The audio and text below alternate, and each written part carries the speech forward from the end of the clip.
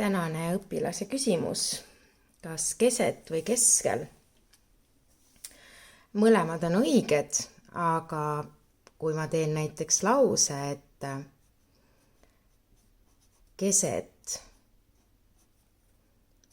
lauda on vaas,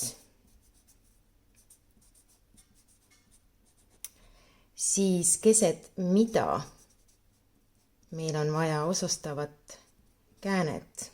Keset lauda on vaas, aga laua keskel on vaas. Siis ma küsin, mille keskel.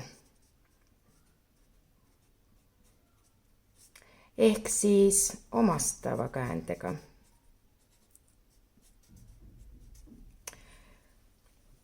Ehk siis, kui te tahate kasutada keset, siis peab olema keset mida, keset lauda on vaas.